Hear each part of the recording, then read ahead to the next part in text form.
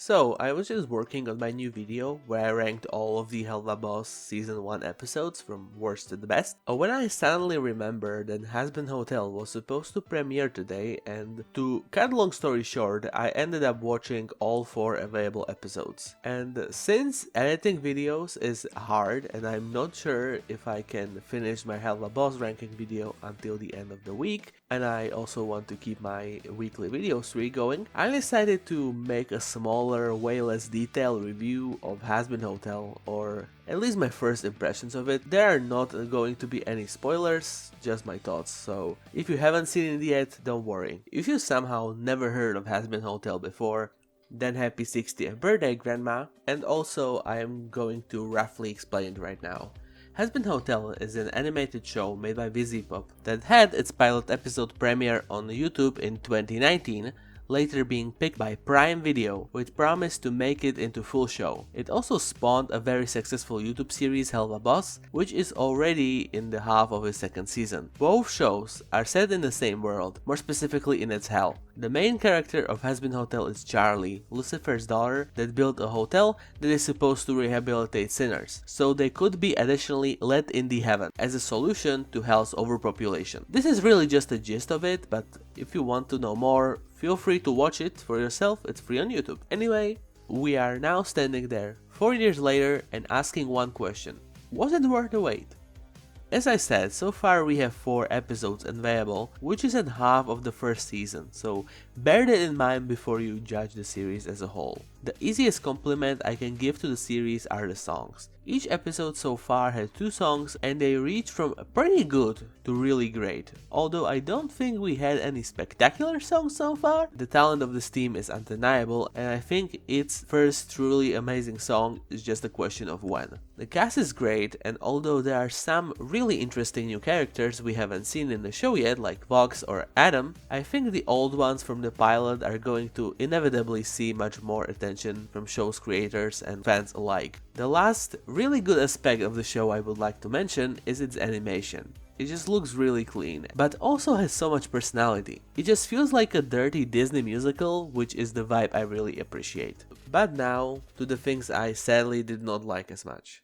First of all, the overall tone of the show, which is oddly quite serious. I am not usually the one to complain when the show decides to turn down the jokes in order to make a more dramatic atmosphere, but when you compare it to the pilot or the spin-off show, the lack of jokes feels really weird. Especially when you are surrounded by characters swearing, doing all sorts of wacky shit, and just so obviously made for comedy. And okay, maybe this is completely different show now, maybe pilot nor Helva Boss count as a parts of the show, but this form of thinking actually only spawns other, way bigger issue. If you are going to watch pilot back to back with the first episode, you are going to feel a weird tone change. But if you are not going to watch pilot at all, you are going to be left so confused of what is actually happening on your screen. Since this show does not waste any time explaining anything to you. You don't know why are these characters there? Well, good luck guessing! You want to know who are the overlords exactly? Fuck you! You want to know what the big deal about Radio Demon is? Go to hell! Which, by the way, what is the big deal about Radio Demon? In the pilot, he is introduced as this menacing and powerful entity, a force not to be reckoned with. Just look at this one scene from pilot. I know your game. And I'm not gonna let you hurt anyone here, you pompous, cheesy talk show shitlord. Dear, if I wanted to hurt anyone here, I would have done so already. What we can take even from this few second clip is that Alastor is extremely powerful, intimidating, and hates when people tell him what to do. Threatening to kill everyone in the building while wording it in a way it almost seems like a reassurance is a talent only a few people have.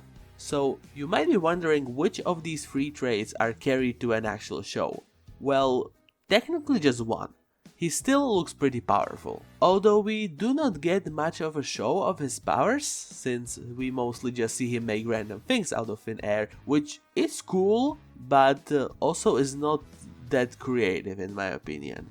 Is he intimidating? Although a few characters are scared of him, I would not call him intimidating. Most demons don't have any reaction to him, and few of high-ranking individuals even seem to think of him as some kind of a joke. But the weirdest thing about his character is the fact he really takes such an obvious backseat in the show.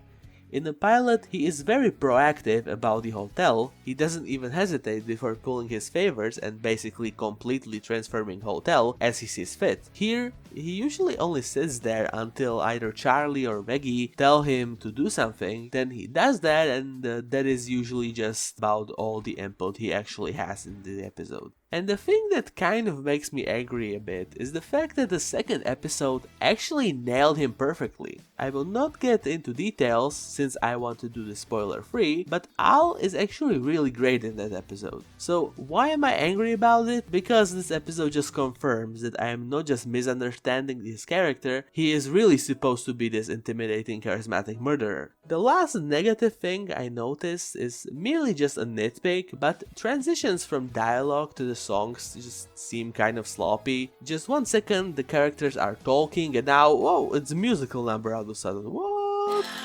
My dad just called. He said that the leader of the Angel Army wants to meet. He asked if I could go instead. But the extermination just happened. What could they want this soon after? I can do this. Somehow I know it. So, after all, this might seem like I really don't like the show, right? No, not really. Do I think it could be better?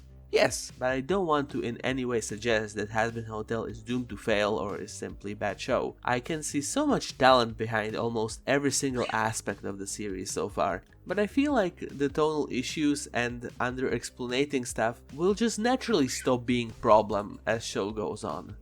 When it comes to characters, I actually liked all of them, even Al, despite my few criticisms towards him. In conclusion, despite its flaws, Hazbin Hotel is still a very much one of the better adult cartoons, and I would like if you gave it a try.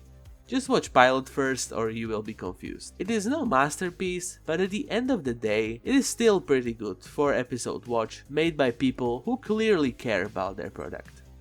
So far, I am giving Hazbin Hotel a score of 7 out of 10, with the firm belief that after the end of the first season, I will fall in love with it as much as I did with Helva Boss. So if you want to see that, like and subscribe and we could meet again.